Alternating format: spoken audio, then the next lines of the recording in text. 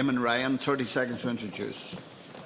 Minister, I know you've been coming back on this issue on several occasions on this, but I am keen to get the broad update and to ask some specific questions, particularly interested, maybe it'll be in the second phase, in terms of what exact infrastructure are you thinking of using? Are we looking at using ESB poles to get that fibre optic cable to the homes? Is it all going to be on telephone poles? That's one aspect of the deal that I'm particularly... And what sort of percentage do you estimate now would not be by direct fixed cable or fibre or cable to the house? What might be wireless? It's those sort of details that I'm looking to tease out to help us inform our discussions on it. Minister, very much, Deputy. I won't repeat the material that's there, but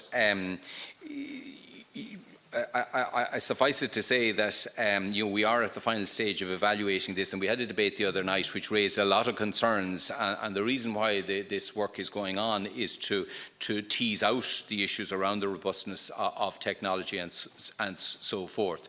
In terms of the use of technology, the bidder, and indeed any bidder, had access to the entire network that's out there. So there is an intention to use both air and the man's networks. So, it is making use of existing infrastructure wherever it can. But of course, to deliver fibre to the home requires substantial new infrastructure to be delivered.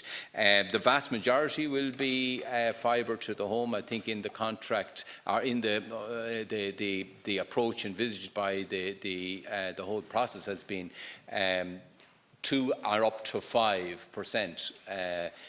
2% could be provided not by fibre to the home, and with a further request and the agreement that could go to a higher number. But it's around. It is the vast majority is to be fibre to the home. Deputy Ryan, 1 minute.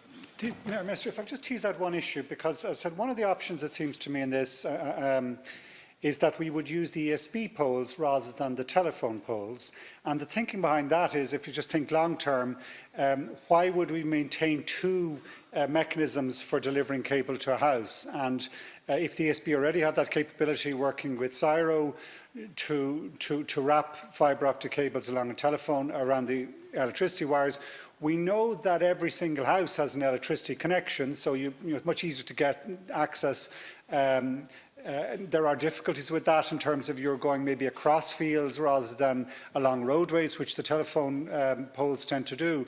But just the overall strategic logic in maintaining that network of ESB poles in the country, and also still, I think it is almost like 2 million telephone poles, there must be a long-term strategic saving for us to use this opportunity to say, well, let's double down and use the same infrastructure. Now, I know that won't be easy. There's lots of negotiation difficulties with farmers and so on. But I think it would be a terrible missed opportunity if we didn't, at this critical stage, think strategically like that. And I'm interested to know, on that specific issue about use of ESB poles, where is the process at? Well, this has been a competitive dialogue, and as you know, we had a number of those entering the competitive process, and they had access to look at different approaches to deal with this. Indeed, the ESB was one of those bidders at an earlier stage. Now, clearly, they have to make the choices in their bid as to which approach they take, but they are making use of existing infrastructure, both state-owned and privately owned. But clearly the mix of that is something that it is for the tenderer to set out. There was no, this was an open tender, technology neutral. There was no state direction as to particular approaches that should be taken, and that was the terms on which the tender was developed. Final supplementary. Yes, I'm obviously aware that the ESB had pulled out, but that doesn't preclude their assets being used by the winning bidder.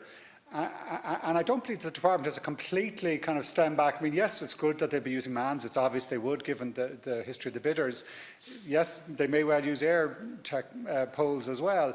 But my understanding is that the bidder was very much keen and interested and open to entering into negotiations with the ESB with that as an option. And I'm just keen to get some sense, is that dead now? You mentioned using existing infrastructure. Are you precluding the use of ESP poles? Do you think that's likely, or is it unlikely? Surely the department must have some idea as to whether that's in the mix as to the final delivery, because there is a state interest in what sort of efficiency, what sort of network we're actually building. Minister. The state hasn't precluded any approach to the fulfilling of this requirement, and obviously the bidders had to negotiate the option that they felt best suited, and that required obviously privately for them to negotiate with other providers where they were going to use that network. So that has been a dimension for the bidder to come forward with what they regarded was the best approach to deliver this at least cost, and that has been the approach that has been throughout the process. Thank you.